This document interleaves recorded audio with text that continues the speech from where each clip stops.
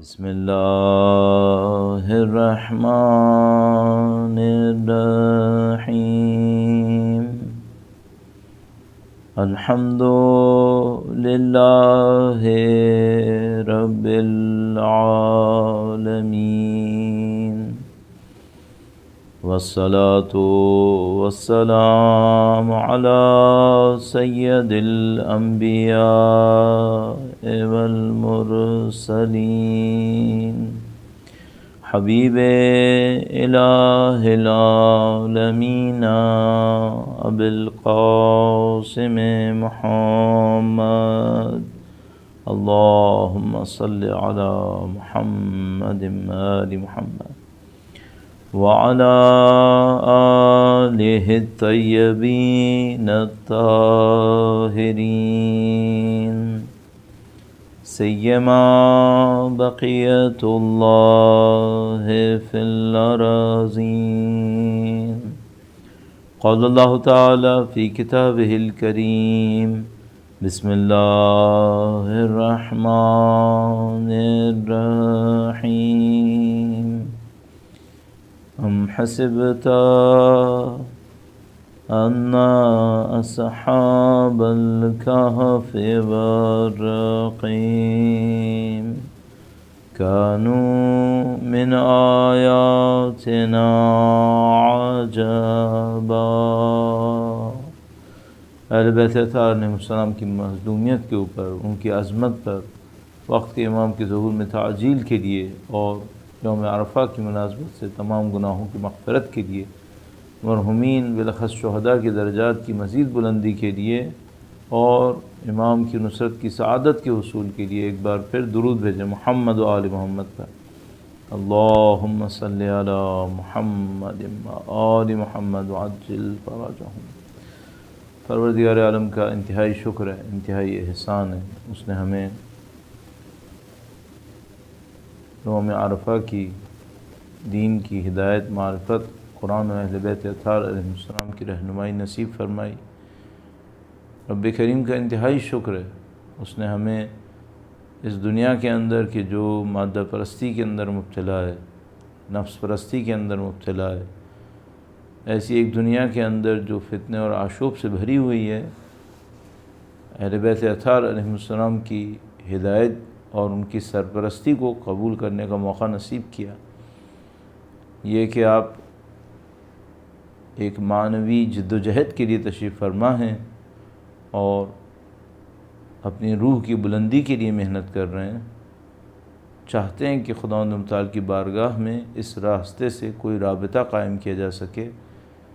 سید الشہداء کی منقول دعا کا آپ نے مطالعہ کیا یا سماعت کی، پروردگار انشاءاللہ اس جد و جہد کے نتیجے میں، اس کے صدقے میں، گرچہ ہمارا استحقاق نہیں ہے لیکن خداوند متعال اپنے لطف و کرم سے انشاءاللہ مولا سید الشہداء کے وسیلے کے احترام میں خداوند متعال انشاءاللہ ہماری اور آپ سب کی مغفرت فرمائے انشاءاللہ تعالی، تمام مرحومین کے درجات کی بلندی نصیب فرمائے انشاءاللہ، اور حضرت مسلم بن عقیل کی مظلومیت کے صدقے میں تمام مرحومین کو برزخ کی زندگی میں آسانیاں نصیب فرمائے انشاءاللہ تعالی۔ جو اس دنیا کے اندر مشکلات میں مبتلا ہیں، یوم عرفہ کی مناسبت سے دعا کرتے ہیں، خداوند متعال انشاءاللہ ان تمام کی مشکلات کو برطرف فرمائے اور نبی اور اولاد نبی کے راستے پر چلنے کی سعادت نصیب فرمائے انشاءاللہ۔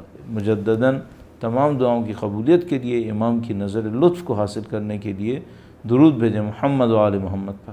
اللہم صلی علی محمد آل محمد وعجل فرجہم۔ کل رات آپ کی خدمت میں تفصیل سے عرض ہوا کہ یوم عرفہ ایک شناخت کا نام ہے، ایک پہچان کا نام ہے، اور یہ شناخت، معرفت، پہچان انسان کے اپنے وجود کے بارے میں، اپنی زندگی کے بارے میں۔ خداوند متعال جو انسان کا خالق ہے، وہ انسان کی ان حیثیتوں کو پہچانتا ہے جن تک انسان کی رسائی ممکن نہیں ہے۔ یعلم خائنۃ الاعین وما تخفی الصدور، انتہائی باریکیوں سے بھی واقف ہے۔ تو مثال کے طور پر ہم انسان ہونے کے ناطے ممکن ہے کسی انسان کو دھوکے میں مبتلا کریں اپنے بارے میں، اور انسان ہونے کے ناطے یہ بھی ممکن ہے کہ ہم اپنے بارے میں کسی دھوکے میں خود مبتلا ہو جائیں۔ یعنی ایک انسان وہ ہو جو ہم لوگوں کو دکھانے کے لیے استعمال کریں، ایک انسان وہ ہو جو ہم جانتے ہیں کہ ہم ہیں، اور ممکن ہے کہ دونوں غلط ہوں اور ہم کچھ اور ہی انسان ہوں۔ ایک تیسری قسم کی صنف ہو کہ جو اندر چھپا رہے اور خاص موقعوں کے اوپر سامنے آئے، خدا اس سے بھی واقف ہے۔ لہذا قرآن کریم تعبیر فرماتا ہے کہ جب ہم لوگوں کو اس دنیا کے اندر بھیجیں گے تو وہ خدا سے کہیں گے کہ خدا ایک بار پھر پلٹا تاکہ ہم وہ اعمال صالح انجام دیں جو ہم نہیں کرتے تھے، جو ہم نہیں انجام دیتے تھے۔ ما کننا نعمل، خدا نے متعال فرمائے گا نہیں، اب کوئی موقع نہیں ہے، تم نے خود موقع کو کھویا۔ تو یہ جو یوم عرفہ ہے یہ اس قسم کی ایک پہچان کا دن ہے، اور یوں لگتا ہے جیسے دو طرفہ معاملہ ہے۔ یعنی ایک وہ پہچان ہے کہ جو ہم اور آپ خداوند متعال کے حضور حاصل کرنے کی کوشش کرتے ہیں کہ خدایا ہم تجھے پہچاننا چاہتے ہیں، تیرے نظام کو پہچاننا چاہتے ہیں، مریں گے تو کیا ہوگا، برزخ میں جائیں گے تو کیا ہوگا، یہ ساری شناخت معرفت ہمارے پاس ہو، اور گویا اس معرفت کے حصول کی جد و جہد کے دوران خداوند متعال کی طرف سے معرفت کا اضافہ نصیب ہوتا ہے۔ ہم سب جانتے ہیں کہ معلومات جس کے بارے میں ہم اور آپ گفتگو کر رہے ہیں یہ کتابوں سے حاصل ہونے والی معلومات نہیں ہیں۔ جیسا کہ مولا نے ارشاد فرمایا مشہور و معروف حدیث کے اندر، فرمایا کہ لیس العلم بالتعلیم والتعلم، مختلف عبارات سے بیان ہوا کہ یہ سیکھنے سکھانے کا نہیں ہے، بل ہوا نور یقذفہ اللہ علی قلب من یشاء، ایک خاص درجہ علم ہے جو خداوند متعال گویا پاکیزگی کے نتیجے میں، نیت کی پاکیزگی، عمل کی پاکیزگی، ارادے کی پاکیزگی، اس کے نتیجے میں خداوند متعال نازل فرما دیتا ہے۔ تو یہ جو عرفہ ہے گویا ایک طرف سے عرفان ہے کہ ہم خدا کو پہچاننے کی کوشش کریں اور اپنے آپ کو پہچاننے کی کوشش کریں۔ اب دعا کو جو آپ نے سماعت فرمایا، تلاوت فرمایا، آپ نے دیکھا اس کے اندر کہ کس طریقے سے سید الشہداء نے زندگی کے مختلف پہلوؤں کی طرف اشارے فرمائے کہ خدا مجھے اس حیثیت میں اپنا بندہ بنا، مجھے اس حیثیت میں عبودیت کا مقام نصیب فرما، اور اس میں اعترافات جیسے کہ کل میں نے عرض کیا اعتراف بھی ہے، خدا کی عظمت کا بیان بھی ہے، گناہوں کی استغفار بھی ہے، اور کچھ دعائیں کہ خدا اس مقام تک پہنچا۔ تو یہ ایک مجموعی جد و جہد ہے۔ آپ یوم عرفہ کے اندر یہ سب انجام دے رہے ہوتے ہیں، اور اس کے بعد خداوند متعال کی طرف سے کچھ الطاف نصیب ہو رہے ہوتے ہیں۔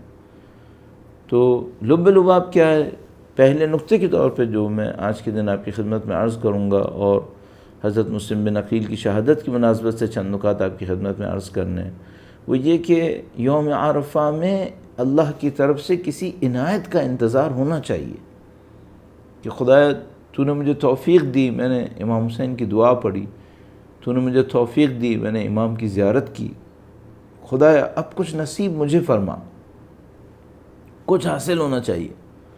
عجیب روایات ہمارے پاس موجود ہیں، مثلا ہمارے پاس روایت موجود ہے کہ اگر کسی نے شب قدر میں یہ توفیق حاصل نہیں کی کہ مغفرت حاصل کرے خدا کی، تو پھر اس کی نجات کا امکان نہیں ہے سوائے یوم عرفہ کے۔ عرفہ کے دن پھر ایک نجات کا امکان ہے۔ تو اللہ کی طرف سے کچھ عنایات آنی چاہیے۔ اور ایک اور بات عرض کروں گا، وہ یہ کہ آپ اس شب قدر کو ذہن میں رکھیں جو آپ نے گزاری ابھی چند ایک دو مہینے پہلے ماہ رمضان کے اندر، اور آج کی یوم عرفہ کی دعا کو ذہن میں رکھیں۔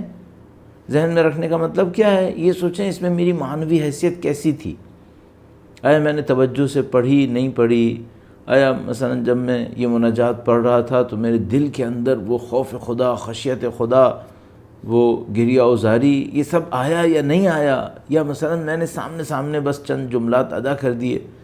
اور جب آپ کو انشاءاللہ ہمیں اور آپ کو یہ احساس ہو کہ نہیں ایک خوف آیا تھا، ایک خشیت آئی تھی، ایک گریہ تھا خدا کی راہ میں، گویا ایک کنیکشن تھا خدا سے، اگر ایسا ہو جائے تو پھر اگلے سال کو دیکھیے گا اگلا سال کیسا تھا۔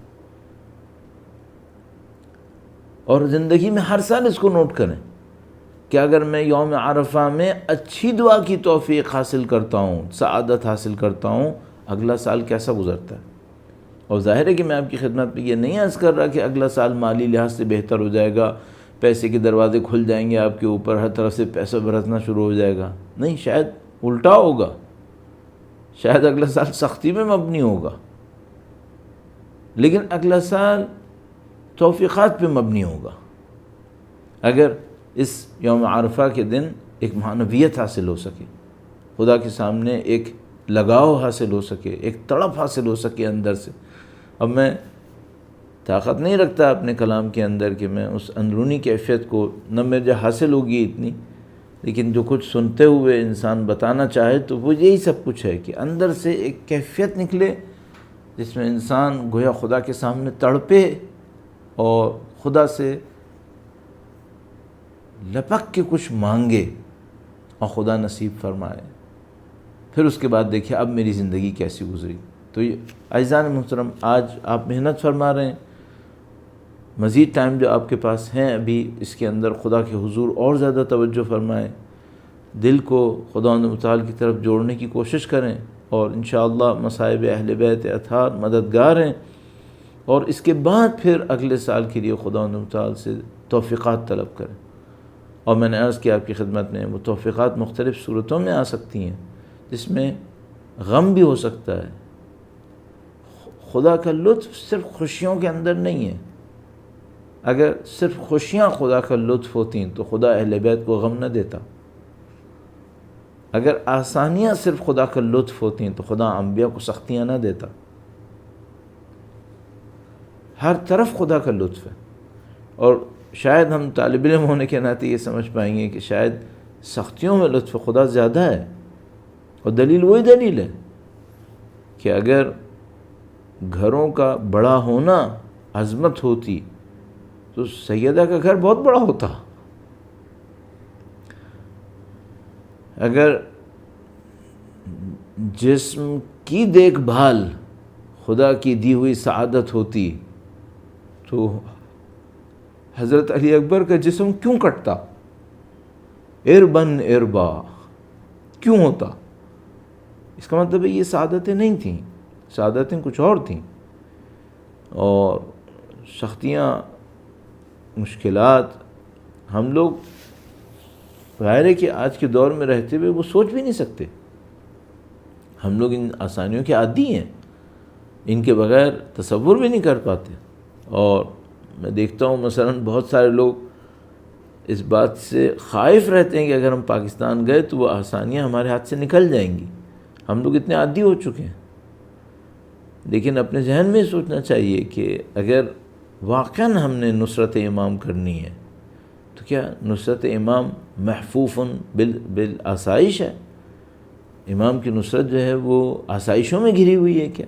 نہیں، محفوف بالبلا ہے، سختیوں کے اندر ہے۔ تو ہم خدا متعال سے صرف یہ دعا نہیں کر سکتے کہ خدا ہمیں سختی نہ دے، یہ دعا کریں کہ آسانی دے، لیکن سختی میں آسانی دے دے۔ بڑا خوبصورت ایک جملہ استعمال کیا تھا ایک دفعہ، مدرسہ حجتیہ میں ہم تھے، وہاں پہ استاد احمدی میانجی نام کر کے ایک بڑے عارف ہوتے تھے، وہ تشریف لائے تھے۔ تو انہوں نے انقلاب اسلامی کے زمانے کو یاد کیا، چونکہ اس انقلاب اسلامی کی سالگرہ کا دن تھا جس دن جمہوریہ اسلامی تشکیل پائی تھی۔ تو انہوں نے ان دنوں کو یاد کیا اور کہا کہ وہ دن سخت بھی تھے، خوشی کے دن بھی تھے، لیکن ان کی سختیوں میں بھی خوشی تھی۔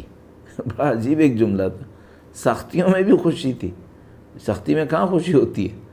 لیکن انہوں نے کہا سختیوں میں بھی تلخش ہم شیریں بود، یعنی کچھ تلخ تھے، کچھ شیریں تھے، تلخی میں بھی شیرینی تھی۔ اور حقیقت یہ ہے کہ تلخی میں شیرینی کیسے آتی ہے؟ ایسے آتی ہے جیسے بی بی زینب سلام اللہ علیہا اللہم صلی علی محمد آل محمد، وہ عظیم الشان جملہ ارشاد فرماتی ہیں مختلف الفاظ اور تعبیرات کے تحت، ما رأینا الا جمیلا، مختلف تعبیرات کے تحت ہم نے خدا متعال سے حسن و خوبصورتی کے سوا کچھ نہیں دیکھا۔ تو عزیزان محترم، یہ یوم عرفہ ہے، اس میں آپ تڑپ کے مانگ رہے ہیں، گڑ گڑا کے مانگیں۔ اور حقیقت ایک اور بات عرض کرتا چلوں آپ کی خدمت میں، مزید آپ کا اس پہ وقت نہ لوں، وہ یہ کہ اگر آپ 1 گھنٹہ 2 گھنٹہ دعا پڑھتے ہیں تو اس 1-2 گھنٹے میں چند منٹ وہ تلاش کریں، اس پہ محنت کریں۔ وہ چند منٹ کون سے ہیں؟ جب آپ اور میں دنیا و ما فیہا سے بے خبر صرف خدا کو یاد کرتے ہیں۔ ابھی دیکھیے ایسا ہوتا ہے کہ ہم دعا پڑھ رہے ہوتے ہیں، کہیں کی یہ فکر آتی ہے، کہیں کی وہ فکر آتی ہے، کہیں آپ کاغذ پلٹ رہے ہیں، کہیں آپ یہ بھی دیکھ رہے ہیں، وہ بھی دیکھ رہے ہیں۔ یہ دعا کے ساتھ ساتھ چل رہا ہوتا ہے گویا۔ یہ وہ وقت نہیں ہے جو سرمایہ حیات بنے گا۔ کون سا وقت سرمایہ حیات بنے گا؟ آپ نے 2 گھنٹے مثلاً اعمال یوم عرفہ انجام دیے، ان 2 گھنٹوں کے اندر شاید 5 منٹ، شاید چند منٹ ایسے آئیں گے جب آپ دنیا و ما فیہا سے بے خبر صرف خدا کی یاد میں غرق ہو جائیں گے۔ اور کاش میرے اوپر، میرے جیسوں کے اوپر وہ وقت آ جائے، 2 منٹ ہی آئے، 5 منٹ ہی آئے، جب ہم خدا کی یاد میں غرق ہوتے ہیں، اور یہ در حقیقت ہمارا سرمایہ ہے۔ یعنی یہ تصور کیجئے، ایسی اگر میں دنیا کی مثال دوں کہ جیسے فرض کریں کوئی آدمی سونے کی کان کے سامنے کھڑا ہو، پورا دن کھڑا رہے، انتظار کرے، اور کوئی دروازہ کھول کر اس سے کہے 5 منٹ ہیں تمہارے پاس، جتنا سونا اٹھا سکتے ہو اٹھا لو، تو وہ پورے دن کا انتظار، سونے کی کان تک پہنچنا، کئی مہینے کی منصوبہ بندی، سب کچھ سمٹ کے آ جائے گا اس 2-3 منٹ کے اندر۔ اب اس میں وہ کوشش کرے گا کہ جو اٹھا لے۔ جب آپ اور میں خدا سے کنیکٹ ہوتے ہیں اس سینس میں، اس کی حالت یہی ہوتی ہے، اس وقت صحیح نصیب ہو رہا ہوتا ہے۔ اب بس یہ جد و جہد کرنی چاہیے میرے جیسے کمزور انسان کو کہ ایسا نہ ہو کہ میں پورے دن نماز اور قرآن اور دعائیں پڑھتا رہوں اور وہ 2 منٹ ہی نہ آئیں۔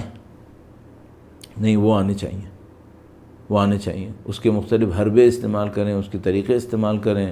دیکھیں آپ کے اوپر وہ حالت کیسے طاری ہوتی ہے، تو اس کے اوپر محنت کریں۔ اور لب لباب میں عرض کروں گا یہی ہے، تمام دعاؤں کے پیچھے، تمام زیارتوں کے پیچھے وہ چند منٹ کے جو کنیکشن دیتے ہیں، ان ڈیپتھ ایک کنیکشن جس میں انسان اپنے آپ کو بھلاتا ہے اور جس کو پکار رہا ہوتا ہے اس کے اندر گویا غرق ہو جاتا ہے، اور وہاں سے پھر فیوز و برکات کے گویا دروازے کھولتے ہیں، جیسا کہ یہ لوگ بیان کرتے ہیں۔ اور اس کے بعد انسان کے اندر پاکیزگی، طہارت اور ایک خوف و خشیت خدا صرف اس وقت نہیں، پھر وہ مستقل کچھ دنوں کے لیے کم از کم طاری رہے تو اس کو احساس ہوتا ہے کہ ہاں بھئی یہ خداوند متعال کا لطف شامل حال ہوا۔ لیکن ایک عجیب مشکل ہے، وہ یہ کہ ہم میں سے بعض لوگوں کے ساتھ ایسا ہوتا رہتا ہے کہ وہ چند منٹ کی سعادت کو حاصل کرتے ہیں اور 1-2 دن کے بعد وہ سب معاملہ نعوذ باللہ تعالیٰ اپنے غلط اعمال کی وجہ سے، لاپرواہیوں کی وجہ سے نعوذ باللہ تعالیٰ ہاتھ سے نکل جاتا ہے۔ پروردگار انشاءاللہ وہ کنیکشن بھی نصیب فرمائے اور اس کنیکشن کو باقی رکھنے کی سعادت بھی نصیب فرمائے انشاءاللہ تعالیٰ۔ اب اسے کیسے حاصل کرتے ہیں 1-2 منٹ اس پہ عرض کروں گا، اور شہادت کے عنوان سے درود بھیجے گا محمد و آل محمد پر، اللہم صلی علی محمد و آل محمد۔ یہ جو کنیکشن نصیب ہو، اس کو باقی کیسے رکھتے ہیں؟ ہر روز کچھ اعمال انجام دے کے، کوئی نماز شب ہو، کوئی اللہ کا ذکر ہو، استغفار ہو، کچھ دعائیں ہوں، گڑ گڑانا ہو خدا کے سامنے، تو اس سے یہ کنیکشن جو ہوتا ہے وہ باقی رہتا ہے۔ اور آپ مختلف قسم کے طریقے استعمال کر سکتے ہیں۔ آپ نے دیکھا ہوگا معمولاً عرب ممالک کے اندر، ایران کے اندر بھی جب دعا مانگنے لگتے ہیں تو پہلے ایک چھوٹی سی عبارت پڑھتے ہیں، بسمک العظیم الاعظم الاعز الاجل الاکرم، اور اس کے بعد پھر 10 مرتبہ لوگ سب مل کر کہتے ہیں یا اللہ یا اللہ یا اللہ۔ تو یہ بڑا خوبصورت لمحہ ہوتا ہے۔ ہمارے پاکستان بر صغیر میں ایسا کم کرتے ہیں، لیکن یہ بڑا خوبصورت لمحہ ہوتا ہے۔ آپ اس کو اپنی زندگی میں اختیار کر سکتے ہیں۔ جب آپ نماز میں دعا و تسبیح سے فارغ ہو جائیں تو یہ چند مرتبہ اللہ کو پکاریں، چاہے اس دعا کے ساتھ چاہے اس دعا کے بغیر، مثلا 10 مرتبہ یا اللہ پکاریں، تاکہ دل کنیکٹ ہو جائے اور اس سے ایک نورانیت نصیب ہو جائے، اس سے ایک بیداری نصیب ہو جائے۔ اگر ایسا ہوتا ہے تو کیا ہوتا ہے؟ پھر خدا ہماری زندگی کو اس راستے پہ گامزن کر دیتا ہے جس پہ چلنی چاہیے۔ ہم لوگ ایک عجیب مشکل میں پھنس گئے ہیں۔ ایک ہماری جسمانی دنیا ہے، ایک ہماری مادی دنیا ہے اس کے اپنے تقاضے ہیں، اس کی اپنی ضرورتیں ہیں، اس کی اپنی آسائشیں، اس کی اپنی سہولتیں ہیں۔ ایک ہماری روحانی دنیا ہے۔ خوش نصیب انسان وہ ہے جو ان دو دنیاؤں کے بیلنس کو سمجھ سکے، ان دو دنیاؤں کے بیلنس کو سمجھ سکے۔ تو مثال کے طور پر اس کو پتہ ہو کہ بھائی یہ جو مادی دنیا ہے اس کو نظر انداز نہیں کر سکتے، اس کا خیال کرنا ہے۔ کیوں خیال کرنا ہے؟ چونکہ اس سے مجھے طاقت ملے گی روحانی دنیا بسانے کے لیے۔ تو مثال کے طور پر اگر میرا جسم میری کوتاہی کی وجہ سے بیمار رہا تو مثلا میں عبادتوں میں پیچھے جاؤں گا، تو یہ ایسی بیماری کوئی فائدہ مند چیز نہیں ہوگی، اس سے نقصان ہو سکتا ہے۔ ہاں ایک دفعہ خدا تعالیٰ نے امتحان کی خاطر، آزمائش کی خاطر بیماری میں مبتلا کیا، خدا کا شکر ہے، الحمدللہ رب العالمین۔ کہنا آسان ہے، کرنا بہت مشکل ہے، لیکن یہ ہے کہ میں جان بوجھ کے اپنے آپ کو ایسے کروں، ظاہر یہ صحیح نہیں ہے۔ ایک بیلنس کی ضرورت ہے ہمیں، ہماری مادی دنیا کے اندر اور ہماری روحانی دنیا کے اندر۔ خوش نصیب کون ہے؟ جس کو بیلنس پتہ چل جائے۔ اگر بیلنس پتہ چل جاتا ہے تو کیا ہوتا ہے؟ جو روحانی کام کرتا ہے اس پہ تو روحانی انعام ملتا ہی ہے، وہ جو مادی کام کرتا ہے نا اس پہ بھی روحانی انعام ملنے لگتا ہے، اس پہ بھی روحانی انعام ملتا ہے۔ تو مثلا دکان میں کھڑا ہوتا ہے، روحانیات بڑھ رہی ہوتی ہیں، معنویات بڑھ رہی ہوتی ہیں۔ یہ کیسے ہو گیا؟ بھائی دکان میں تو کھڑا تھا کمانے کے لیے، کاروبار ہے اس کا، اس سے کیسے روحانیت بڑھ رہی ہے؟ اس نے بیلنس سمجھ لیا ہے، اس کا ہر کام خدا کے لیے۔ جیسے کہ دعا کے اندر، شب عرفہ کی دعا کے اندر، یارن مجھے یاد آتا ہے روز عرفہ کی دعا میں بھی مفہوم موجود ہے کہ خدا ہماری زندگیوں کو اپنے راستے میں استعمال کر۔ اور دعا مکارم الاخلاق کے اندر، مولا کے صحیفے کے اندر یہ دعا عیناً صراحت کے ساتھ موجود ہے کہ خدا میری زندگی شیطان کی چراگاہ نہ بنے۔ اور شیطان کی چراگاہ بننے کا مطلب کیا ہے؟ شیطان میری زندگی استعمال کر کے اپنے کام کرتا ہے، گویا زندگی میری گھٹ رہی ہوتی ہے، وجود اس کا بڑھ رہا ہوتا ہے۔ آپ نے جانور کو چرتے دیکھا ہوگا، جب جانور چر رہا ہوتا ہے، گھاس کھا رہا ہوتا ہے مثلا زمین پہ سے، تو زمین کے اوپر جو گھاس ہے وہ کم ہو رہی ہوتی ہے اور جانور کا جسم بڑھ رہا ہوتا ہے، چونکہ گھاس وہاں جا رہی ہے۔ تو کبھی شیطان میری زندگی کو اپنی چراگاہ بنا لیتا ہے، زندگی میری کم ہو رہی ہوتی ہے، طاقت اس کی بڑھ رہی ہوتی ہے، فائدہ اس کو ہو رہا ہوتا ہے۔ تو امام نے فرمایا یہ نہیں ہونا چاہیے۔ اور یہ کب ہوتا ہے؟ جب میں وہ کام کرتا ہوں جس سے شیطان خوش ہوتا ہے۔ یہ مجھے ایسے نہیں کرنا چاہیے تھا، تو مجھے کیا کرنا چاہیے؟ مجھے اس بیلنس کو سمجھنا چاہیے، اور اس بیلنس کو سمجھتے ہوئے اپنی زندگی کو ایسے راستے پہ گزارنا چاہیے کہ ہر چیز میری روحانیت کا سبب بنے، اس میں پھر سب کچھ شامل ہے۔ اور بار بار میرے ذہن میں ایک مفہوم ہمارا آ رہا ہے جو میں آپ سے عرض کرنے کی جسارت کرنا چاہ رہا ہوں، اور اپنے آپ کو اس قابل نہیں پاتا، لہذا شاید اس کو علیحدہ کر دیتا ہوں۔ وہ یہ کہ عزیزان محترم، جیسے جیسے انسان اللہ کی راہ میں بڑھتا ہے، اس کے اندر اللہ کی راہ میں قربانی کا حوصلہ بھی بڑھنا چاہیے۔ خدا کے یہ بات تقریباً طے شدہ ہے، وہ یہ کہ خدا کی بارگاہ میں بلندی کا حصول بغیر قربانی کے میسر نہیں ہے۔ یہ کہ مثلاً انبیاء کرام علیہم السلام اتنی سختیاں اٹھاتے تھے، اور خدا متعال نے ہمیں قربان کو یاد کرنے کے لیے اتنی شدت کے ساتھ حکم دیا، اور سید الشہداء کی قربانی، یہ سب باتیں ہمیں بتا رہی ہیں کہ بھائی زندگی آسائشوں میں گھری رہنے کی خواہش کرنا بھی صحیح نہیں ہے کہ ہمیشہ آسائشوں میں رہے، نہیں ہو پائے گا ایسے، کچھ نہ کچھ سختی اٹھانی پڑتی ہے۔ البتہ لاجیکل ہونا چاہیے انسان کے اندر، تو جب انسان سختیاں اٹھاتا ہے تو اس کو سمجھ میں آتا ہے۔ اور سختیوں میں سے ایک سختی جو بعض اوقات اٹھانی پڑ جاتی ہے وہ تنہائی کی سختی ہے، غربت کی سختی۔ غربت بمعنی فقیر ہونا نہیں ہے، غربت بمعنی وطن سے دوری، غربت بمعنی دوستوں کا نہ ہونا، غربت اس معنی میں کہ انسان تنہا رہ جائے۔ یہ ایک مرحلہ ہے، اور یوں احساس ہوتا ہے کہ جو بھی خدا کی راہ میں بڑھ رہا ہوتا ہے کہیں نہ کہیں اس غربت کے مرحلے سے گزر رہا ہوتا ہے۔ تو بعض اوقات کوئی غربت میں ہوتا ہے، جیسے کسی تاریک کوٹری میں قید کر دیا گیا۔ بعض اوقات کوئی غربت میں ہوتا ہے کہ رہتا تو اجتماع کے اندر ہے، لیکن اس کا کوئی ماننے والا نہیں ہوتا، کوئی بات سمجھنے والا نہیں ہوتا، اس کے اسٹینڈرڈ کے اوپر کوئی رہنے والا نہیں ہوتا۔ تو آپ اور میں خداوند متعال سے یہ نہیں طلب کر سکتے اپنی دعاؤں کے اندر کہ خدا کوئی مشکل نہ دے، کوئی سختی نہ دے۔ یہ دعا کر سکتے ہیں کہ خدا ہمیں زندگی میں اس آسانی تک پہنچا دے جو تیرے لیے محبوب ہے۔ اور وہ آسانی کون سی ہے؟ دشمن کے نرغے میں تو ہوتا ہے، خوف احساس نہیں کرتا، یہ وہ آسانی ہے کیا کہ جو خداوند متعال کی طرف سے نصیب ہو جاتی ہے۔ مثلا ہم یہ جو شہدائے کربلا کا ذکر کرتے ہیں، یہ انسانی زندگی کی سخت ترین حالتوں میں مبتلا تھے لیکن دلوں میں مطمئن تھے۔ یہ بڑا کمال ہے، یہ ہمیں مانگنا ہوگا خداوند متعال سے کہ خدا سختی دے، ہمیں معلوم ہے سختی آنی ہے، البتہ طلب بھی نہیں کر رہے۔ مثلا ہم چاہتے ہیں تیری رضایت حاصل کریں، اس کی راہ میں سختی آئے گی لیکن ہمارے دل کو وسیع کر دے اور ان سختیوں کو جھیلنے کی طاقت نصیب کر دے انشاءاللہ۔ اور میں نے عرض کیا آپ کی خدمت میں کہ آپ کو اور مجھے کچھ نہ کچھ دینا پڑے گا اپنی محبوب چیزوں میں سے۔ قرآن کریم فرماتا ہے لن تنالوا البر حتی تنفقوا مما تحبون، جس سے میرے اور آپ کے دل جڑے ہوئے ہیں، اٹیچ ہوئے ہیں، اس میں سے کچھ دینا پڑے گا، اس میں سے کچھ دینا پڑے گا۔ اور یہ تمام چیزیں اسی طرف لے جا رہی ہیں بار بار۔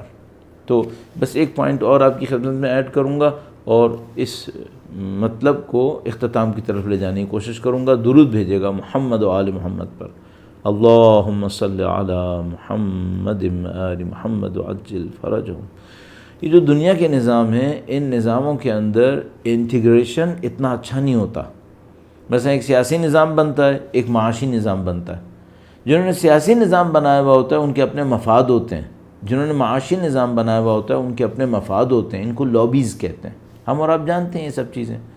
ملیٹنٹس کی ایک لابی ہوتی ہے، بیوروکریٹس کی ایک لابی ہوتی ہے، لائرز کی ایک لابی ہوتی ہے، ٹریڈرز کی ایک لابی ہوتی ہے۔ یہ دنیا کا نظام ہے، اس میں لابیز ہوتی ہیں، انٹرسٹ ہوتے ہیں، پریشر گروپس ہوتے ہیں۔ یہ جو خدا کا نظام ہے اس میں انٹیگریشن پرفیکٹ ہے، یعنی نماز اسی طرف لے کے جائے گی جس طرف عزاداری لے کے جائے گی، عزاداری وہیں لے کے جائے گی جہاں قرآن لے کے جائے گا، قرآن وہیں لے کے جائے گا جہاں ائمہ لے کے جائیں گے۔ انٹیگریشن پرفیکٹ ہے، دعائے عرفہ وہی سکھائے گی جو قرآن سکھائے گا۔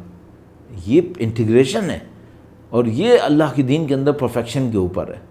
تو مثال کے طور پر جب ہم خداوند متعال کے دین کی طرف بڑھنے کی کوشش کرتے ہیں تو یہ وجود صرف ایسا نہیں ہوتا کہ ایک ہاتھ ہے جو بڑھا جا رہا ہے باقی جسم وہی ہیں، نہیں، پورے وجود کے ساتھ بڑھ رہے ہوتے ہیں اگر واقعاً خدا کے راہ میں بڑھ رہے ہوں۔ ایک دفعہ مثلا لولے لنگڑے انداز میں بڑھ رہے ہوتے ہیں، کبھی ادھر گر رہے ہیں کبھی ادھر گر رہے ہیں، اس میں یہ صورتحال ہو جاتی ہے کہ مثلا کوئی ایک کوالٹی تو بہت آگے چلی گئی، دوسری پیچھے رہ گئی۔ لیکن اگر انسان واقعاً اپنے وجود کے ساتھ خدا کی سمت بڑھے تو یہ پرفیکٹ انٹیگریشن ہے۔ تو اس کے اندر سخاوت بھی آتی ہے، اس کے اندر شجاعت بھی آتی ہے، اس کے اندر علم بھی آتا ہے، اس کے اندر تقویٰ بھی آتا ہے، یہ سب چیزیں آنا شروع ہو جاتی ہیں۔ تو یوم عرفہ کیا مانگیں آپ خدا سے؟ خدا سے مانگیں خدایا مجھے اپنے وجود کے ساتھ اپنی طرف بڑھنے کی سعادت دے دے۔ کیسے؟ جیسے تو نے ہمیں یاد دلایا تھا انا للہ و انا الیہ راجعون۔ نہ یہ کہ میرا کوئی ایک جز ہے جو خدا سے اور کسی ایک جز کو خدا کی طرف جانا ہے، نہیں، انا للہ، ہم خدا سے ہیں، ہم نے خدا کی طرف جانا ہے، اس پورے نظام ہستی نے جانا ہے، میرے پورے وجود نے جانا ہے خدا کی سمت۔ تو جب میں پورے وجود کے ساتھ خدا کی سمت بڑھوں گا تو آیا امتحان اور آزمائش وجود کے ایک حصے میں آئے گی؟ نہیں، پورے حصے میں آئے گی۔ محبوب میں آئے گی یا غیر محبوب میں آئے گی؟ محبوب میں آئے گی۔ تو جو آپ کی محبتوں کا محور ہوگا اس پہ امتحان ہوگا، اس پہ امتحان ہوگا۔ یوم عرفہ یہ مانگیں، یہ مانگنا چاہیے کہ خدایا ہمیں اس قابل بنا دے کہ جب تیرا امتحان ہماری طرف آئے ہم کنارہ کشی اختیار نہ کریں، اس کو قبول کریں اور اس کی طرف بڑھنے کی کوشش کریں۔ ہاں، دعا کیا مانگیں؟ جیسے حضرت موسیٰ علیہ السلام نے دعا مانگی، رب اشرح لی صدری، خدایا جو جس سختی میں تو مجھے ڈالنے کی دعوت دے رہا ہے، اذهب الی فرعون انہ طغی، میں نہیں کہہ رہا کہ میں نہیں جاؤں گا، میں تو جاؤں گا، ضرور جاؤں گا، لیکن خدا میں ضعیف ہوں، میں ناتوان ہوں، میری توان میں اضافہ کر دے، میرے ضعف کو برطرف کر دے، تاکہ میں پوری طاقت کے ساتھ تیری دی ہوئی ذمہ داری کو پورا کروں۔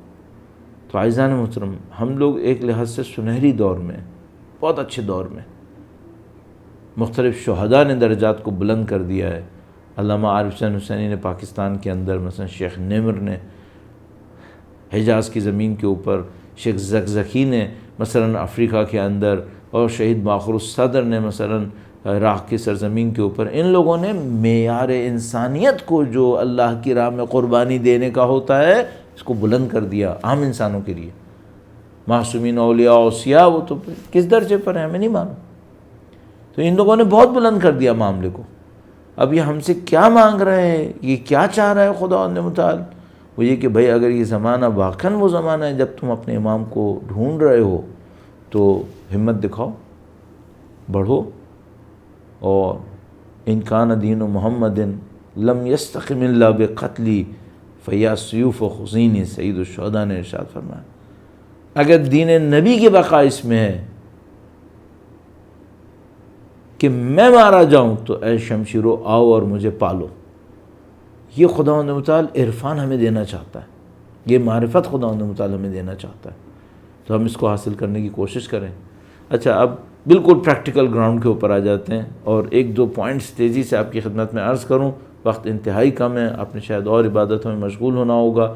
ایک بار پھر درود بھیجے گا محمد و آل محمد پر، اللہم صلی علی محمد و آل محمد۔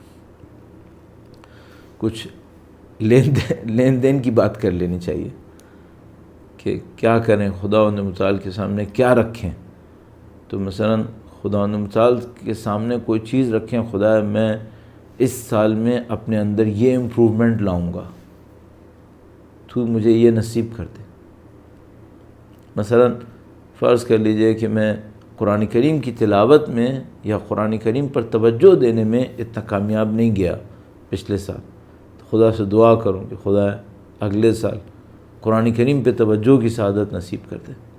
مثلا فرض کر لیجئے میں کوئی تفسیر پڑھنا چاہتا تھا پچھلے سال، نہیں پڑھ سکا، میں جانتا ہوں مثلا کہ بھئی میں یہ پڑھوں گا تو اس سے میری معنوی حالت بہتر ہو جائے گی، میرے علم میں اضافہ ہوگا، نہیں کر پایا کسی بھی وجہ سے، تو خدا متعال سے دعا کروں، خدا روز عرفہ ہے، تو مانگنے والوں کو دے رہا ہوتا ہے، خدا میں تجھ سے قرآن کی فہم طلب کرتا ہوں، قرآن کریم سے انس طلب کرتا ہوں۔ مثلا ممکن ہے کوئی ہو کہ جو طلب کرتا ہو، چاہتا ہو کہ مثلا اس کی نماز شب اچھی ہو، اس کی نمازوں پہ پابندی اچھی ہو، نماز کے اندر جو مستحبات ہیں ان کی پابندی اچھی ہو، وہ خدا متعال سے طلب کر لے، خدا میں تیرے ساتھ معاملہ کرتا ہوں، میں یہ کام انجام دوں گا اور تو میرے لیے یہ کر دے۔ لوگ بڑے اس معاملے میں، بعض لوگ بہت ہوشیار ہوتے ہیں، ایسے خدا متعال سے معاملہ کرتے ہیں کہ خدا متعال نصیب کر ہی دیتا ہے، پھر کر ہی دیتا ہے۔ یہ لوگ جو بڑے مقامات کے اوپر پہنچتے ہیں، یہ پیدا بڑے نہیں ہوتے ہوں گے، یہ مجھے سمجھ میں آتا ہے، یہ لوگ بڑے پیدا نہیں ہوتے ہوں گے، یہ لوگ جد و جہد سے اپنے آپ کو اس بڑائی پہ پہنچا لیتے ہیں، خدا متعال کے ساتھ اس طرح کے ڈیلز کر کے کہ خدا میں یہ کروں گا تو مجھے یہ کر دیں۔ اور ظاہر ہے کہ اس میں کوئی عنایات الہی کے لیے ضروری نہیں کہ وہ لفظ سے کہتے ہوں، نیت میں ہی کر لیا، نصیب کر دیتا ہے خدا۔ بلکہ وہ مشہور واقعہ بیان کرتا ہوں، کبھی کبھی دوست ہماری سرزنش کرتے ہیں کہ یہ نہیں بیان کرنا چاہیے، وہ یہ کہ کسی عارف سے کسی نے پوچھا کہ بھئی آپ کو یہ عرفان کیسے نصیب ہوا، تو انہوں نے ایک جانور کا نام لیا کہ اس جانور سے، تو انہوں نے کہا بھئی یہ کیسے ہو سکتا ہے کہ انسان کو اشرف المخلوقات ہے، عرفان نصیب ہو ایک جانور سے؟ کہا ہاں، میں ایک دفعہ گزر رہا تھا تو اس جانور کے بچے جو تھے وہ اس سے کچھ پینا چاہ رہے تھے، دودھ پینا چاہ رہے تھے، لیکن وہ خود مر رہی تھی، اور میرے ہاتھ میں کچھ کھانا تھا جو میں اپنے بھوکے بچوں کے لیے لے کے جا رہا تھا، تو میں دیکھا کہ میں انسان ہوں اور میرے بچے جو ہیں وہ انشاءاللہ زندہ رہیں گے، اگر میں ایک تھوڑا سا بھوکا ان کو رکھ بھی لوں گا تو انہیں کچھ نہیں ہوگا، بچ جائیں گے، لیکن یہ اگر میں نے نہیں دیا اس کو تو یہ مر جائے گی، اس کے بچے بھی مر جائیں گے، تو وہ کھانا انہوں نے اس کے سامنے رکھ دیا۔ تو انہوں نے کہا کہ میں اس جانور کا نام نہیں لینا چاہ رہا کہ اس نے جب کھانا دیکھا اور وہ کھانے لگی تو کہنے کہ میں نے خود اس کی آنکھوں میں گریا دیکھا، روئی۔ جانور بھی روتے ہیں، ہوتا ہوگا یقیناً۔ کہنے کہ بس اس کے بعد سے اللہ کی طرف سے دروازے کھل گئے گویا، اور نصیب ہونا شروع ہو گیا۔ ہم لوگ اتنے خوش قسمت نہیں ہیں میرے خیال میں کہ ہمارے سامنے اتنا کوئی پرخلوص واقعہ ہم لوگ ایجاد کرنے میں کامیاب ہو جائیں، لیکن ہم طلب کر سکتے ہیں خدا متعال سے کہ خدا تو بہانوں سے دینے والا ہے، کسی بہانے سے ہمیں بھی نصیب کر دے۔ تو آپ عرفے کے دن خدا سے اس ٹائپ کی ایک چیز کہہ سکتے ہیں، خدا میں یہ کروں گا تو میرے ساتھ یہ کر دے، پھر اپنے وعدے پہ باقی رہیں تاکہ خدا متعال نصیب فرمائے انشاءاللہ تعالی۔ اور اہل بیت اطہار علیہ السلام کی مودت، اہل بیت اطہار علیہ السلام کی محبت مشعل راہ ہے اور راستے کو کھولنے والی چیز ہے۔ ایک بات مجھے بار بار سمجھ میں آتی ہے کہ مختلف جگہوں پہ کہتا ہوں، وہ یہ کہ صداقت بہت اہم ہے، اندر کچھ باہر کچھ، یہ اچھی چیز نہیں ہے۔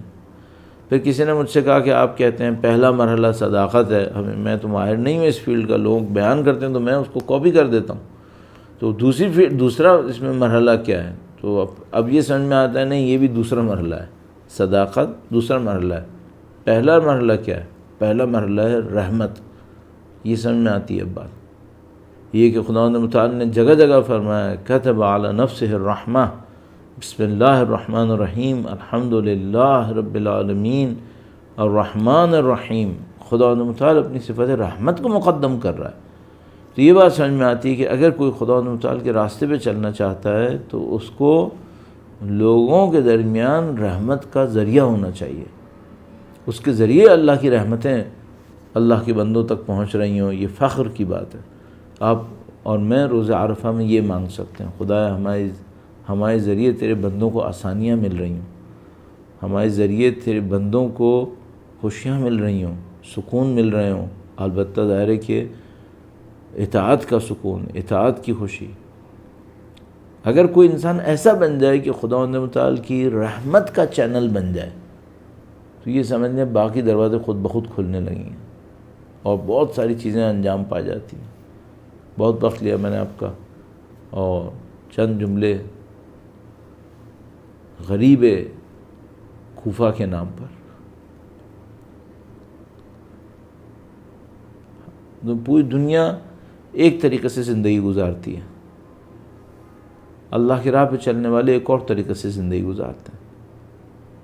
بعض اوقات یہ غربت بہت شدید ہوتی ہے، پوری دنیا کسی اور طرح سے ہے، ایک بندہ کسی اور طرح سے ہے، یہ بڑی عجیب بات ہوتی ہے۔ آپ تصور کیجئے مثلا جب سید الشہداء میدان کربلا میں پہنچے اور پانی ان پہ بند ہوا تو کچھ لوگ جو وہاں موجود تھے انہوں نے عبید اللہ ابن زیاد سے کہا، عمر سعد سے کہا کہ پرندے اور جانور تو اس پانی سے پئیں اور نواس رسول نہ پیے، نبی کی اولاد نہ پیے۔ تو مثلا اس کیمپ کے اندر تو ہر آدمی بابصیرت تھا، ہر آدمی صاحب عرفان تھا، لیکن میں سوچتا ہوں مثال کے طور پر شاید کوئی بچہ ایسا ہو جو وہ سوچتا ہو کہ پوری دنیا پانی پی رہی ہے، ہم کیوں نہیں پی سکتے؟ یہ غربت نہیں ہے؟ جب انسان خدا متعال کی راہ میں بڑھ رہا ہوتا ہے بعض اوقات یہ غربتیں احساس کرنی پڑتی ہیں۔ اور بہترین مثال جو ہمارے اور آپ کے پاس موجود ہے وہ غریب کوفہ کی مثال ہے، مسلم بن عقیل کی مثال۔ کس قسم کی غربت ہے، کس قسم کی تنہائی ہے۔ ہمارے پاس روایت موجود ہے کہ جب حضرت مسلم بن عقیل کوفہ کے اندر تنہا رہ گئے اور ایک موقع کے اوپر شب کا وقت آیا، ایک گھر کے سامنے بیٹھے ہوئے تھے اور اس فکر میں تھے کہ اب مجھے کیا انجام دینا چاہیے، اب میری حکمت عملی کیا کروں میں، میرے مولا کوفہ کی طرف بڑھ رہے ہیں، یہاں کوفہ کے حالات اتنے خراب ہیں، مجھے ذمہ داری دی گئی ہے یہاں پر۔ تو کسی نے دروازہ کھول کر کہا کہ اے شخص، حال حلیے سے شریف خاندان کے لگتے ہو، میرے گھر کے سامنے مت بیٹھو، کسی خاتون نے کہا۔ حضرت مسلم بن عقیل نے احساس کیا کہ یہ صحیح کہہ رہی ہے۔ حضرت مسلم بن عقیل نے پانی مانگا اور اس خاتون نے گویا پانی دے دیا۔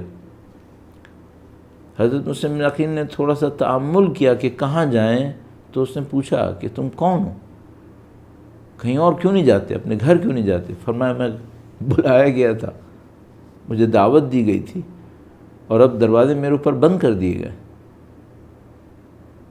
جیسے ہی انہوں نے یہ سنا تو یہ کہا کہ کہیں تم مسلم بن عقیل تو نہیں ہو؟ یہ عجیب دنیا ہے، یعنی کوفی جانتے تھے کہ مسلم بن عقیل بازاروں میں اور گلیوں کے اندر غریب الوطن ہے۔ یہ عجیب واقعہ ہے کہ وہ حضرت مسلم بن عقیل جن کو بلایا تھا ان کی غربت سے بخوبی واقف تھے، ورنہ اس پردہ دار عورت کو کیسے پتہ چل گیا کہ آج کی شب مسلم بن عقیل غریب الوطن ہے؟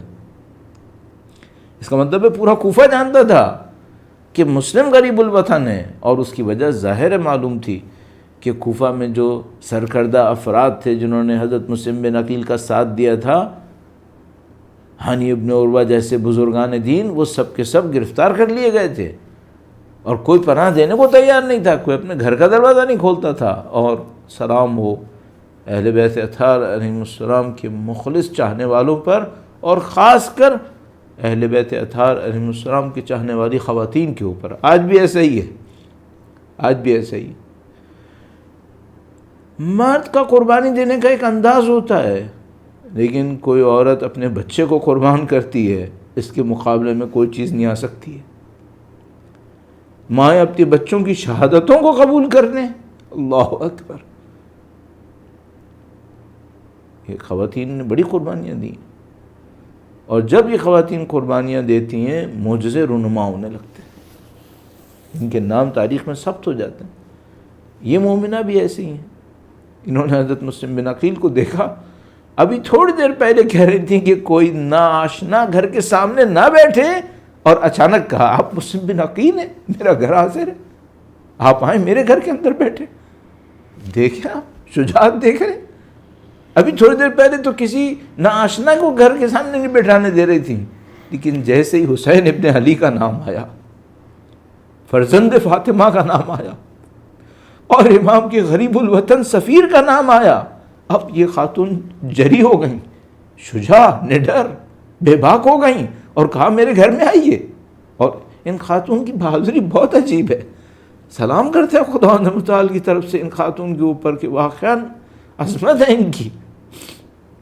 حضرت مسلم بن عقیل رات کو عبادات کے اندر مشغول ہوئے، اور چونکہ وہ فنون جنگ سے ماہر تھے، ان کے جاننے والے تھے، تو ایک موقع پر ان خاتون سے کہا کہ میرا اسلحہ اور میرا ساز و سامان سب لے کر آئیے، مجھے گھر سے باہر جانا ہے۔ انہوں نے کہا کیا وجہ ہے؟ کہا کہ میں احساس کر رہا ہوں کہ محاصرہ شروع ہو گیا ہے اس علاقے کا، اور دشمن کسی بھی وقت اس جگہ کے اوپر پہنچنے والا ہے، اور میں گھر سے باہر نکلوں گا۔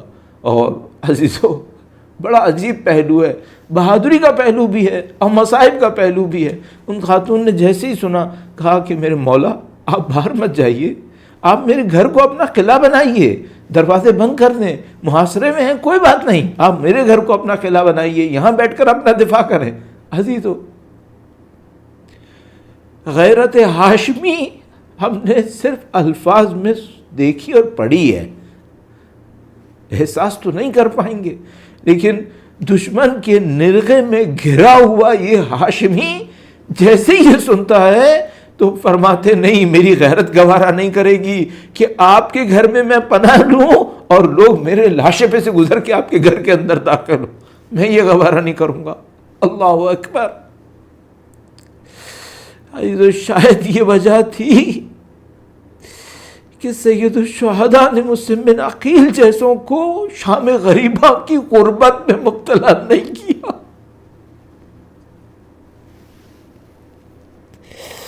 مسلم بن عقیل، آپ ایک چاہنے والی خاتون کے گھر میں دشمن کے آنے کو قبول نہیں کر رہے، اور شام غریبہ آنے والی ہے۔ مسلم بن عقیل گھر سے باہر تشریف فرما ہوئے، دشمن کا مقابلہ کرنا شروع کیا۔ یہ مصائب بڑے عجیب ہیں حضرت مسلم بن عقیل کے، غریب الوطن کے مصائب ہیں۔ اور یہ جو میں نے آپ کی خدمت میں عرض کیا تھا کہ دلوں کا خداوند متعال سے جڑ جانا وہ مصائب کے اندر بہت آسانی سے حاصل ہوتا ہے۔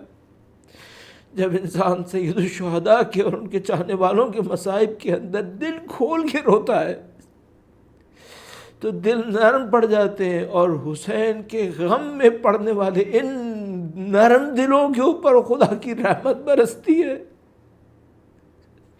ہمیں نہیں معلوم برزخ کی زندگی میں آنسو ہمیں کیا دلائیں گے، ہمیں نہیں معلوم آخرت میں، قبر میں، محشر میں امام حسین کی غم میں دلوں کا گریہ کرنا کیا دلانے والا ہے، لیکن ہمارے پاس وعدے موجود ہیں۔ مولا چھٹے امام کے وعدے موجود ہیں کہ فرمایا اگر کوئی میرے چہتے امجد کی یاد میں ایک آنسو بہائے گا۔ مسلم بن عقیل دفاع کے لیے کھڑے ہوتے ہیں، یہ لعین مسلم بن عقیل کو چاروں طرف سے گھیر لیتے ہیں، اور مسلم بن عقیل عاشق حسین، امام حسین کے چاہنے والے۔ آپ نے سنا ہوگا کہ جب کوئی شخص کسی سے بہت زیادہ چاہت رکھتا ہے، بہت زیادہ اس کا رابطہ ہوتا ہے، تو اس کے اوپر آنے والی مصیبت یہ احساس کرتا ہے۔ تو مجھے لگتا ہے جیسے مسلم بن عقیل اتنے امام حسین کے چاہنے والے تھے کہ جو 1 مہینے بعد امام حسین پہ آنا تھا وہ خدا نے پہلے مسلم بن عقیل کے اوپر ڈال دیا، اور مسلم بن عقیل کو امام حسین کی ہمراہی کا شرف پہلے حاصل ہو گیا۔ تو سید الشہداء غریب الوطن تھے، مسلم بن عقیل غریب الوطن ہوئے، اور پھر جب زخمی ہوئے اور ان لائنوں نے دھوکے سے مسلم بن عقیل کو ایک جگہ کے اوپر محصور کر لیا، ایک گڈھے کے اندر گرا لیا، اور مسلم بن عقیل نے ایک موقع پر پانی مانگا اور انہوں نے پانی پینے کا ارادہ کیا، اور اس کے اندر لہو چلا گیا، خون چلا گیا، گویا 2-3 مرتبہ ایسا ہوا۔ تو بعض اوقات انسان سوچتا ہے کہ مسلم بن عقیل نے اس موقع پہ پانی کیوں مانگا تھا؟ تو بعضوں کو جواب میں لوگ کہتے ہیں کہ مسلم بن عقیل کو پتہ تھا کہ امام حسین پیاسے شہید ہوں گے، اور وہ یہ دیکھنا چاہ رہے تھے کہ میں جو امام حسین کا اتنا چاہنے والا ہوں میں پیاسا شہید ہوں گا یا نہیں ہوں گا، تو پانی مانگا تھا کہ دیکھو میں پیاسا جاؤں گا یا پانی کے ساتھ۔ اور جب اس پیاس کو پورا نہ کر سکے اور 2 دفعہ یا 3 مرتبہ اس کاسے کے اندر خون گرا، تو فرما دیا کہ بس اب میں مطمئن ہو گیا کہ میں پیاسا دنیا سے جاؤں گا، میرا امام پیاسا دنیا سے جائے گا۔ اور عزیزو، امام حسین کے غم میں تو گریہ ان کی پیدائش کے ساتھ ہو چکا تھا، بلکہ پیدائش سے پہلے ہو چکا تھا، اور خاندان کے سارے لوگ جانتے تھے امام حسین شہید ہونے والے ہیں۔ مسلم بن عقیل بھی گویا واقف، اور اس کے بعد تیاری مکمل ہو گئی۔ مسلم بن عقیل دار عمارہ پہنچے، اور دار عمارہ میں پہنچ کر شجاعت کا مظاہرہ کیا۔ اب عزیزو، 2 مرحلے تو گویا ہمارے آنکھوں کے سامنے ہو گئے، یہ بھی غریب الوطن اور وہ بھی غریب الوطن، اور وہ بھی پیاسے اور یہ بھی پیاسے۔ اب ایک تیسرا مرحلہ ہے جو یہ عاشق حسین کو نصیب ہوا ہے، اور دوسروں کو وہ مرحلہ شاید نصیب نہیں ہوا۔ تو کربلا کے میدان سے ساری لاشیں اٹھا لی گئی تھیں، صرف امام حسین کا تنہا لاشا رہ گیا تھا، اور اب ایک اور لاشا ہے جو 1 مہینے پہلے پامال ہونے کے لیے جا رہا ہے۔ مسلم بن عقیل کو دار عمارہ پہ سے گرایا گیا، اور لاشا کوفے کی گلیوں میں گھسیٹا گیا، اور ایک دفعہ سولی کے اوپر گویا لٹکا دیا گیا۔ عزیزو، امام حسین کا غریب الوطن امام حسین کے ہمراہ شہید ہو رہا ہے۔ اور عزیزو، بس ایک عجیب مرحلہ ہے، امام حسین کے اس صحابی نے سارے مرحلے جھیل لیے ہیں۔ اب خدا متعال نے ایک عجیب مرحلہ رکھا ہے، وہ امام حسین کے لیے رکھا ہے، وہ کسی اور کے لیے نہیں ہوا، گویا وہ امام حسین کے لیے ہوا۔ اور وہ ایسا ہوا کہ امام حسین تشریف فرما ہوئے، اور ایک موقع کے اوپر خبر ملی کہ مسلم بن عقیل شہید کر دیے گئے۔ تفصیلات سے برکنار بس ایک دو جملے مصائب کے اور عرض کروں گا، آپ کی زحمت تمام۔ سید الشہداء نے مسلم بن عقیل کی صاحبزادی کو بلایا اپنے پاس، سر پہ ہاتھ پھیرا، اور بعض بیانات کے مطابق جو بیان کرتے ہیں سید الشہداء نے کانوں میں بالیاں بھی لٹکائیں۔ اب ان بیانات کے اوپر اعتماد کرتے ہوئے بہرحال سید الشہداء نے مسلم بن عقیل کو بچی کو بلا کے سر پہ ہاتھ پھیرا، اور وہ بچی جب یہ دیکھتی ہے کہ اس طریقے سے میرے سے شفقت سے پیش آ رہے ہیں، غیر معمولی شفقت سے، تو اس نے پوچھا کہ کیا میرا بابا زندہ ہے یا میرے بابا شہید ہو گئے؟ پوچھا تم نے یہ کیوں پوچھا؟ کہا امام حسین ایسے مجھے پیار کر رہے ہیں جیسے یتیموں کو پیار کرتے ہیں۔ سب کے بعد ایک فضیلت ہے، ایک امتحان ہے، ایک آزمائش ہے جس میں سید الشہداء ہیں، اور وہ کیا آزمائش ہے؟ وہ سید الشہداء نے مسلم بن عقیل کی بچی کا تو احترام کیا، لیکن شہادت حسین کے بعد سید الشہداء کی بچی کو تباہ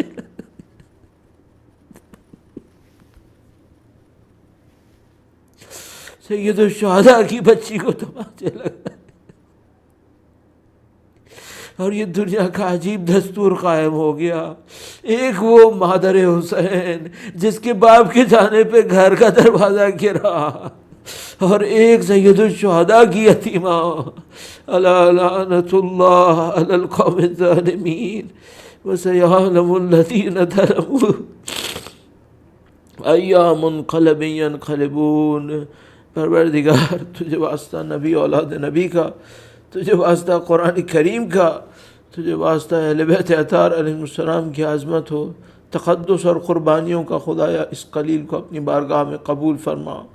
پاک پروردگار تیرے حضور دست بے دعا ہیں، اور ہم حقیر ہیں، ہم بندگی کی ذلتوں کو قبول کرتے ہیں خدایا کہ ہم تیرے حقیر بندے ہیں خدایا۔ تجھے واسطہ تیری عظمت کا ہے پاک پروردگار، تیری کبریائی کا واسطہ ہمارے اور ہمارے تمام محرومین کے تمام گناہان صغیرہ و کبیرہ کی مغفرت فرما۔ اے پاک پروردگار تو نے سید الشہداء کی پاکیزہ محبت سے نوازا ہے، گرچہ ہمارے اعمال میں کوتاہی ہے، ہمارے جو کچھ زندگی کے اندر طریقے ہیں ان کے اندر تقصیر ہے، ہم نے وہ تیرا حق ادا نہیں کیا، لیکن تجھے سید الشہداء کے اس غم کا واسطہ جو تو نے ہمیں نصیب کیا ہے پاک پروردگار، ہمیں سید الشہداء کے ہمراہ محشور فرما، ان کی اس خاندان مقدس کے ہمراہ محشور فرما، ہمارے مرحومین کو اہل بیت اطہار کی جوار رحمت نصیب فرما، تمام شہداء کو بالاخص شہدائے پاکستان اور مولانا فخر الدین جن کی شہادت کا کل ذکر ہوا، اور تمام شہداء کے جو سید الشہداء کے غم میں شہید ہوئے، عزاداری کے دوران شہید ہوئے، یا ان کی محبت کے جرم میں شہید ہوئے، یا مختلف محاذوں پر کفر اور نفاق سے لڑتے ہوئے شہید ہوئے، پاک پروردگار ان تمام شہداء کو شہداء کربلا کے ہمراہ محشور فرما۔ اے پاک پروردگار نسلاً بعد نسل ہماری نسلوں میں اہل بیت کی محبت، علم، تقوی اور شہادت کو قائم فرما۔ اے پاک پروردگار زندگی کا نہیں معلوم کتنے دن باقی ہیں، پاک پروردگار جس طرح زندگی ہم نے گزاری ہماری مغفرت فرما، اور اگلی زندگی بہترین سعادتوں کے ہمراہ نصیب فرما، ان سعادتوں پہ استقامت نصیب فرما، صبر اور تحمل نصیب فرما۔ اے پاک پروردگار تمام دعائیں تیری حجت کے لیے یوم عرفہ کے موقع کے اوپر اور ان سعادتوں کے لمحات کے موقع کے اوپر دعا گوئیں خدایا۔ تجھے واسطہ اہل بیت اطہار کی مظلومیت کا، مسلم بن عقیل کی غربت کا واسطہ ہے پاک پروردگار، اہل بیت کی مظلومیت کا واسطہ، سید و سردار مولا اور آقا امام آخر الزماں کے ظہور میں تعجیل فرما، ان کے اوان و انصار کی تعداد میں اضافہ فرما، ان کے دشمنوں کو نیست و نابود فرما، جو ان کی تیاری میں مشغول ہیں ان کی سعادتوں، صلاحیتوں، طاقت، توانائی، اتحاد، یکجہتی، نورانیت میں اضافہ فرما، ہمیں ان سے ملحق ہونے کی سعادت نصیب فرما، اور امام کی نصرت کی راہ میں شہادت نصیب فرما۔ ربنا تقبل منا انک انت السمیع العلیم وتب علینا انک انت التواب الرحیم بجاہ نبیک وعطرتہ الطاہرین۔ اللهم صل على محمد وآل محمد وعجل فرجهم۔